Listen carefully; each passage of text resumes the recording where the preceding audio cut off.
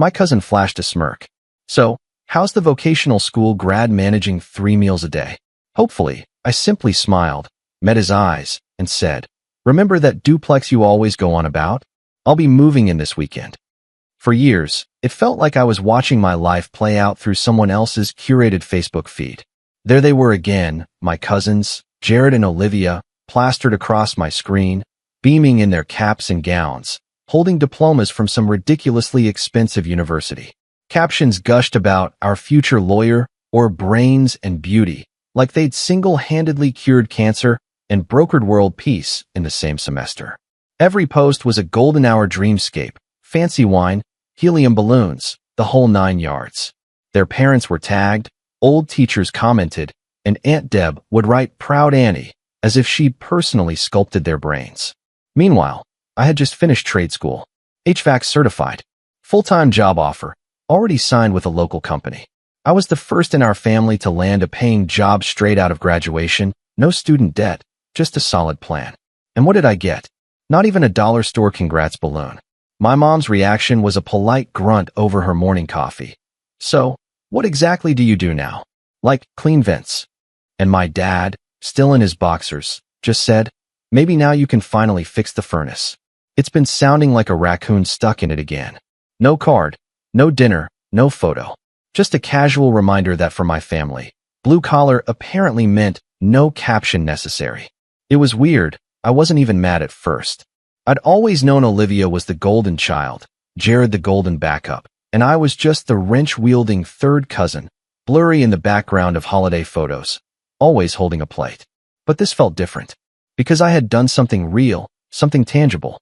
I spent 2 years waking up at 5 a.m., studying until midnight, working side jobs just to pay tuition and gas. I passed my licensing exam with a 93, and when the instructor handed me that certificate, I swear, I felt more proud than I ever had in my life. I posted a photo, nothing fancy, just me in my HVAC shirt outside the classroom, sweat on my neck, grease still under my nails. I got 11 likes, mostly coworkers, and one guy from high school who probably thought it was a plumbing license. Nobody in my family commented. Not one. It was like I graduated into a void. Jared, on the other hand, had a professional photo shoot for finishing his 2-year business degree, where his biggest struggle was probably choosing between iced or hot oat milk lattes during finals. That was the moment, the quiet, invisible shift. I stopped sharing. I stopped telling them anything. What was the point? They'd made it clear. Unless you had a campus, a cap, or a caption-ready first job at some big corporation, your story just wasn't worth retelling. So, I kept working. Joined a legitimate HVAC company. Ray, my new boss, was a walking steel-toe boot of a man with a mustache so intense it could probably knock over a small dog. Day 1, he clapped me on the back and said, "You're the only new hire who didn't show up late or ask for a lunch break before orientation. I like you already." Ray called me kiddo and told me he was proud when I fixed a broken unit solo on my second week. Ray, who'd known me for 13 days, gave me more validation than my whole family had in 23 years. So yeah, I stopped updating the group chat. I stopped trying to make them see me. I didn't need their captions. I'd build something real, something they couldn't screenshot. One day, I was standing in line at the gas station, holding a lukewarm burrito and 2 cans of Monster, when I saw the listing. City foreclosure auction. Duplex property, fixer-upper. Starting bid, $28,000. At first, I laughed. 28 grand? That wouldn't even get you a bike rack in Jared's neighborhood. But something about the flyer stuck with me. It was printed on cheap paper, the font slightly crooked, and someone had circled it in red ink like it was a Craigslist killer deal. I ripped it off the board without even meaning to. That night, I sat on my mattress on the floor, chewing a peanut butter sandwich and Googling the place. It looked bad.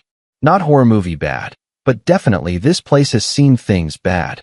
The kitchen cabinets were barely hanging on. One room had a mural of what looked like a sad raccoon spray painted on the wall, and the bathroom had a toilet that might have predated plumbing itself. But 2 units, good bones, solid location. And the kicker, an up-and-coming neighborhood. You know, the kind where hipsters show up with espresso bikes and suddenly rent triples. And somehow, I had the money. Thanks to working full-time since I graduated, skipping vacations, birthdays, and every family gathering that didn't involve free food, I had saved just over $39,000. No debt, no loans. I drove a 97 Corolla with one hubcap and a heater that coughed like it smoked 2 packs a day. But I was finally in a position to do something big, something they never expected from the non-golden one. The idea hit me hard and fast. Buy the property quietly. No announcements, no approval seeking, just action. I didn't even tell Ray, and he's the kind of guy who buys you beef jerky when you look sad. I figured the fewer people who knew, the less pressure I'd feel to explain myself if I failed. And let's be real, if I had told my family I was thinking of buying a property at a foreclosure auction, they'd say something like, "Oh, that's ambitious," which is family code for, "We'll pretend we're not betting against you." So, I registered for the auction, got a letter from my bank, ironed my one decent shirt using a pot of hot water, and borrowed a funeral blazer from my buddy Wes, who's built like a slightly smaller refrigerator. The sleeves ended above my wrists, and it smelled like mothballs and existential dread. But hey, it looked financial. The auction was held at the county courthouse. Let me tell you, if awkward silence and aggressive eye contact had a baby, it would be that room. Rows of older guys in dress shoes that cost more than my first paycheck, binders, notepads, people saying things like cap rate and turnkey potential. And then there was me. Hoodie under the blazer, hair slightly too long, coffee-stained folder full of hope. I kept my head down, sat near the back, and tried not to sweat through my undershirt. Then I heard it. "Mom, just stay close to me, okay? We want to go to at least $70,000, but don't raise your hand unless I nod." I froze mid-sip of my gas station coffee. That voice was painfully familiar. I turned my head slowly, like I was in a horror movie. And there they were, 3 rows ahead, slightly to the left. Aunt Deb, Uncle Craig, and of course, Jared. Jared in his Patagonia vest, no-show socks, and the kind of expression that said, "I've never lost a group project in my life." He was holding a folder marked Investment Opportunity Number 2, like it was a pitch deck for Shark Tank. I nearly dropped my coffee. They were bidding on my duplex. Apparently, Jared's post-grad plan was to become a passive income landlord. You know, without actually knowing how drywall works. "Well, if no one serious shows up, we've got this," he whispered, sipping on some kind of cold brew that looked smug. My eye twitched. I looked down at my folder, my budget, my dream, my plan. This wasn't just personal anymore.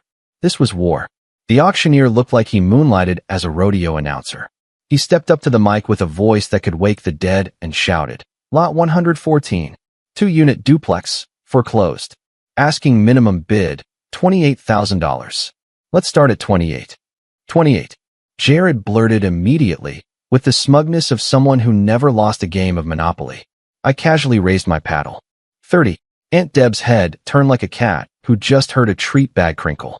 She stared at me, confused, probably wondering why a hoodie-wearing extra from a Mountain Dew commercial was bidding on her son's investment. 35. Jared said, louder. 37. I replied, calm, neutral, like I wasn't halfway vibrating with adrenaline under that borrowed funeral blazer.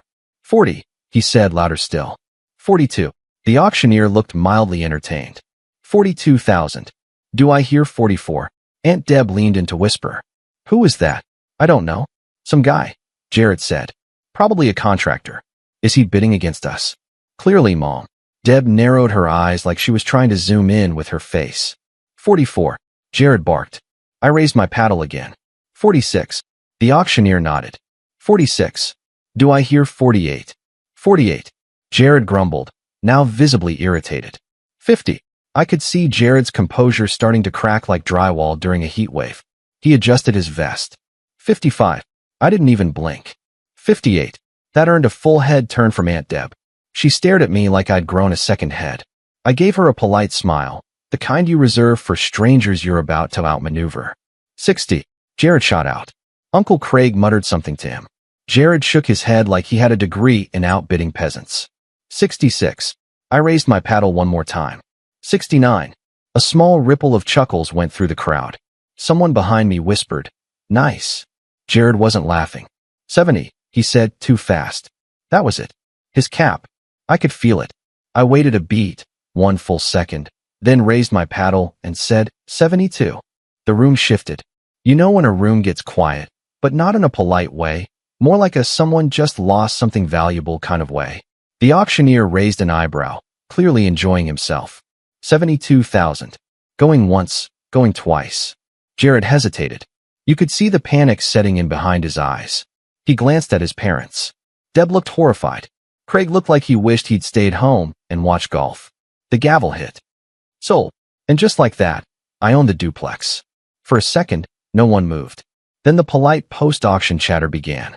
Binders were zipped, paddles tucked away. Jared sat in stunned silence like someone had just unplugged his trust fund. I walked past their row casually, pretending not to notice them. Then, right as I passed, I said, "Morning, Aunt Deb." Jared, beautiful day for property ownership, isn't it? Their faces. I wish I could have taken a photo.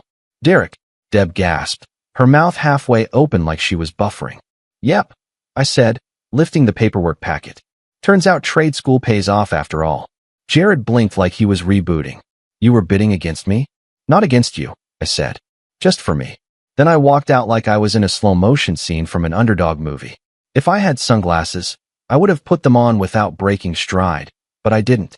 So I just strutted out with 28-year-old coffee breath and the biggest win of my life. By the time I got home from the auction, my phone was vibrating like it had a nervous condition. First came the group text in the family chat. Dad, there seems to be a misunderstanding. Let's all talk before making rash decisions. Aunt Deb, Derek, honey, did you really mean to bid on that property? Jared, WTF. Okay, now that we've had our little moment, can we be adults? I left the chat without saying a word. 30 seconds later, Mom texted individually. Mom, sweetheart, why didn't you tell us you were going to an auction? That's not really your thing. My thing? What, working? Buying something with my own money? Meanwhile, the same people who couldn't be bothered to like my trade school photo were now suddenly concerned that I had the audacity to own real estate. The next morning, I woke up to a Facebook notification. You've been tagged in a post. My stomach sank. It was from Cousin Jared. A blurry photo of the duplex with the caption, "Hard to watch dreams get hijacked. Lesson learned. Success needs lawyers." Oh, we're doing that now. He didn't tag me directly, coward move, but come on, everyone knew. Within the hour, I got a DM from Aunt Deb. We just want what's best for everyone. Jared had plans. Maybe there's a way you can collaborate. Collaborate? What was he going to do? Light a eucalyptus candle while I snaked clogged drains? The irony. If they'd just said, hey, congrats, or even faked interest in what I was doing for 5 seconds over the last 2 years, I might have offered them something. A conversation, a heads up, a coffee. But now they were flailing. They weren't mad I bought it. They were mad I did it without them. That I didn't ask permission. That I didn't play the part they wrote for me. The quiet cousin who stays in the background and makes things work. Now, I was the one with the keys, and they hated that. At lunch that day, I took my food truck tacos to the front of my new duplex and sat on the porch with a lemonade like a retired mobster watching the neighborhood shift. 2 guys walking by slowed down, nodded. One said, "You the new owner?" "Yep, about time someone fixed this place." I smiled. That's the plan. And then, because fate has a sense of humor, a black Jeep pulled up across the street. Guess who climbed out? Jared, in sunglasses, holding a manila folder like he was about to pitch me a tech startup. He crossed the street like he was on Shark Tank, sat on the bottom step. "I just want to talk," he said. I took a bite of taco. "You can talk. Doesn't mean I'll care." He chuckled, but it didn't land. "Look, man, that was supposed to be mine. I had a business plan. Passive income. Maybe a YouTube series of what? Watching me install water heaters while you narrate with a ring light." He rolled his eyes. "You don't get it. I'm trying to build something." "So was I? The difference is I used a wrench. You used hashtags." He looked like he wanted to argue, but didn't have the vocabulary to respond without a Wi-Fi signal. "Can we at least split it?" he asked. I laughed. Really laughed this time. "Split what? The mortgage I already qualified for, or the furnace I'm personally going to repair next week?" He shifted. It's messed up, man." "No," I said, finishing my taco. "What's messed up is being ignored your whole life, and then suddenly being treated like a threat the second you succeed." He stood up, folder still clutched in his hand like a security blanket. "You changed." "No," I said, standing too. "You just never looked closely enough to know who I was in the first place." Then I walked inside and locked the door. Let them figure out what it feels like to be left out. 3 days after our porch showdown, Jared posted a cryptic Instagram story. Sometimes doors close so windows can open. Starting something new. Stay tuned, guys. It was a boomerang of him sipping matcha in front of a MacBook that clearly wasn't turned on. I didn't reply, but I did take a screenshot for science. Meanwhile, I got to work on the duplex. The bottom unit was a disaster. Drywall looked like someone had lost a bar fight with a hammer, and the toilet leaned slightly left like it had opinions. But I wasn't scared. I'd been fixing broken things since I was 15, air conditioners, cars, expectations. Same toolkit, different jobs. Each day after my HVAC shifts, I'd come by, yank out old cabinets, scrub walls, rip up water-damaged flooring. No contractor, no crew, just me, my beat-up tools, and a playlist that switched between angry rap and 2000s emo like a very confused therapy session. Weekends became workdays. I installed insulation in 90-degree heat, nearly passed out twice, and learned that raccoons will absolutely sass you if you interrupt their attic nap. But every cut, every screw, every sweat-stained shirt was mine. It was the kind of labor that didn't get applause, but man, it meant something. Meanwhile, Jared launched a podcast. I wish I was joking. The Hustle Gospel, tagline, where grind meets gratitude. Episode 1. You can outwork purpose. 12 minutes of him talking about energy alignment and monetizing your mornings. Halfway through, he quoted Elon Musk and mispronounced entrepreneur. The kicker? He recorded it from his childhood bedroom, which he still lived in. I got a text from my cousin Marcy that just said, "Dear God, make it stop." I didn't respond. I was too busy scraping mold out of the upstairs tub. One afternoon, while I was elbow deep in a plumbing nightmare involving copper pipes and betrayal, I got a knock on the front door. It was Aunt Deb, wearing pearls in front of a duplex with a raccoon eviction notice on the window. "Hi, sweetheart," she said like she hadn't just tried to publicly gaslight me out of my own property. I wiped my hands and leaned in the doorway. "You okay?" She smiled too wide. "I brought muffins." She held out a Tupperware container with 6 aggressively beige-looking muffins that could have doubled as construction material. "Thanks," I said flatly. She stepped closer. "I know things have been tense, but Jared's been struggling." This was supposed to be a stepping stone for him. I raised an eyebrow. And what was it supposed to be for me? A mistake? She didn't answer, just smoothed her cardigan and said, "We're family. Maybe there's a way we can all benefit." Let me guess. Jared manages the Airbnb, and I do the renovations for exposure? She blinked like I'd slapped her with a zoning permit. "Sweetheart, don't be difficult." "No," I said. Difficult is being ignored your whole life, then expected to play landlord to someone who thought ductwork was a dating app. She opened her mouth, closed it, the muffin container trembling slightly in her hands. "I'll let you know if I ever need help baking resentment into passive-aggressive carbs," I added, and I shut the door. Not rudely, just firmly. I put her muffins in the freezer, raccoon bait. By month 2, the top unit was already rented out. Marcus, mid-30s, ex-Navy, remote software engineer. Toured the place, tested the water pressure, asked 0 weird questions, and paid 3 months up front. Just like that, I became a landlord with one hell of a first tenant. He even brought me a 6-pack after move-in, said, "Here's to fair rent and no surprise inspections." God, I like that man. Meanwhile, the downstairs unit was coming together. I ripped out the creepy floral wallpaper, painted it a clean slate gray, and installed a smart thermostat, mostly because I wanted Jared to see it and weep silently into his podcast mic.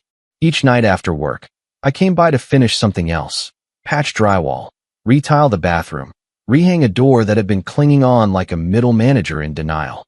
I documented it for myself, not social media. My phone was full of before and after pics, some paint-covered selfies, and one blurry photo of me dancing in the empty living room after installing the final light fixture. Then came the call. Aunt Deb, of course. "Hey, sweetheart," she chirped, sugar-coated and suspicious. "Just checking in. How's the project?" I could practically hear Jared breathing through the speaker. "It's going great," I said. "Just finished caulking the windows." "Oh, that's wonderful. You've always been so handy." I waited. She cleared her throat.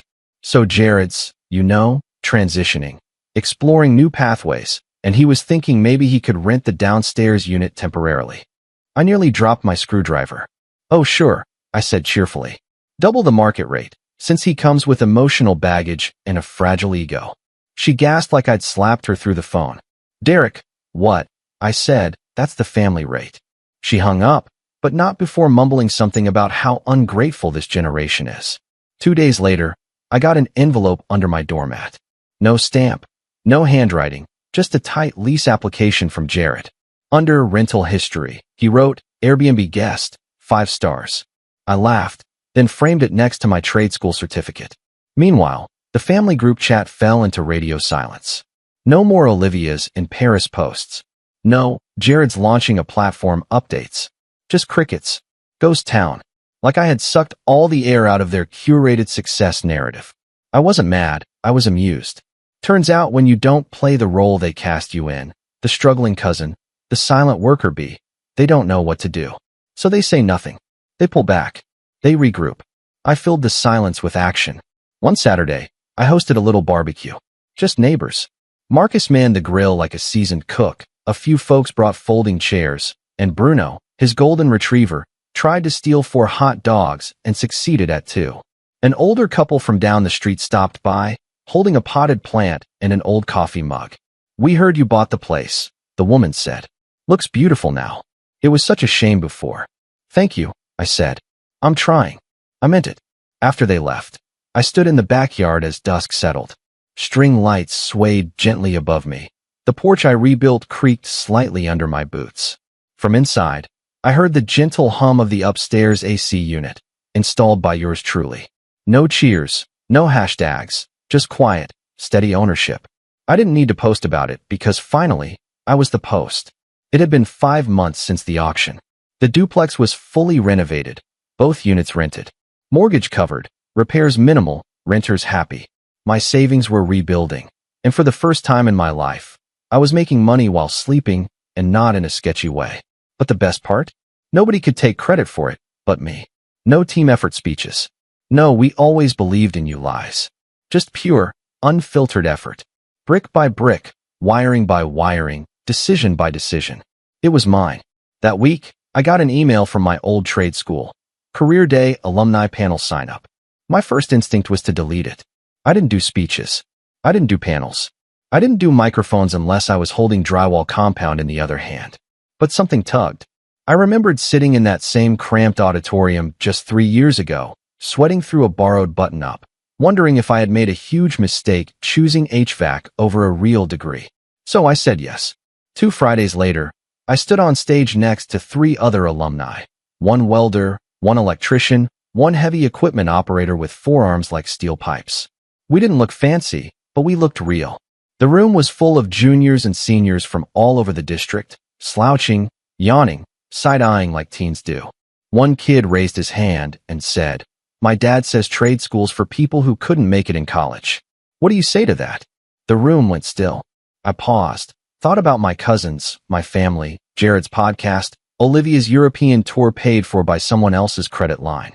Then I said, "I say your dad probably has an HVAC unit that breaks down twice a year and still calls guys like me to fix it, and I charge him double when he's smug." The room exploded. Even the teachers laughed. But then I got quiet and added, "Look, college works for some people. But if you want to build something with your hands, if you like solving problems people don't even see until they're freezing in their own homes, this is your path. And if no one claps for you at graduation, clap anyway." Later, a few students came up to shake my hand. One girl asked how I saved for my first property. Another asked if I'd really bought it at an auction, like a movie. I smiled and told them, "Yeah, but I wore a borrowed funeral jacket and ate gas station burritos for a year first. No one makes a movie about that part." That night, I stopped by my parents' place to drop off some old mail. They weren't home, but I saw the latest family newsletter sitting open on the counter, typed by Aunt Deb, of course. Jared is launching a consulting brand focused on digital resilience. Olivia is exploring doctoral options in Italy. Derek is doing well, too. I laughed out loud. Doing well, too. Like I was a footnote in my own success story. I left the newsletter where it was, but I slid a copy of my lease agreement under it, just for fun. On my way out, I passed a photo on the wall. Jared in his cap and gown, parents beaming. Next to it was an old photo of me at 12. Not graduating, not celebrated, just standing in the background at a birthday party, holding someone else's balloons. This time, I didn't feel small. I felt invisible no more. 2 weeks after career day, I got an unexpected email. Subject line, interested buyer for Duplex. It was from a local real estate agent. Someone anonymous had contacted them asking if I'd consider selling the duplex for a quick cash deal. The number? Tempting. 6 figures. Clean. Immediate. And for a second, a real second, I imagined it. Selling, flipping it, pocketing the profit, putting a down payment on a house in the hills. Maybe a pickup truck with actual working AC.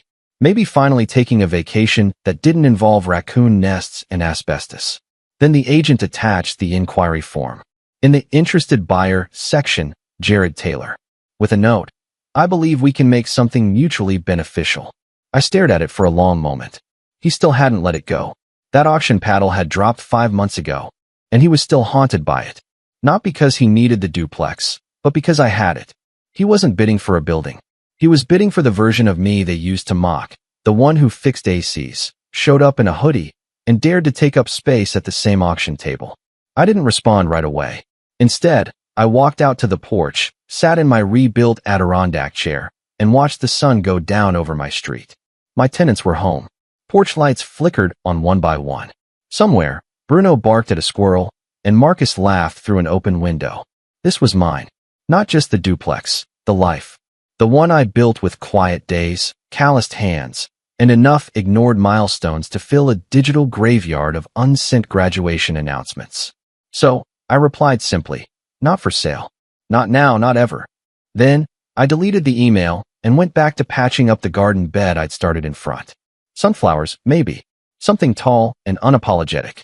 Later that week, I got tagged in a new post. Not from family, but from my old trade school. A photo of me on career day shaking hands with students. The caption read, Alumni Spotlight, Derek Taylor, HVAC Specialist, Property Owner, Community Builder. No balloons, no caps, no fake proud relatives in the background. Just truth. And the comments? Full of kids asking how I saved, what I studied, if I liked what I did.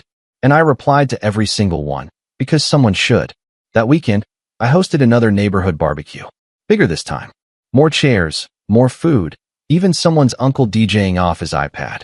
Marcus grilled, Bruno danced in the sprinkler, and a group of kids played tag around the freshly painted porch. And just as the sun dipped, I stepped inside and grabbed something off the wall. 2 things, actually.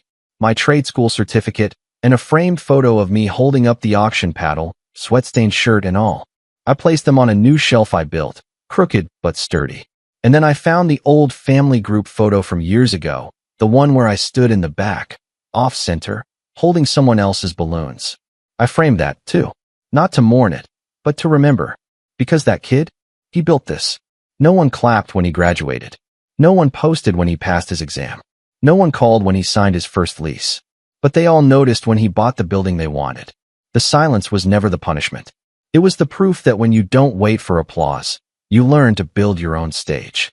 And mine had 2 tenants, central air, and a porch full of strangers who became something more than family. They became witnesses.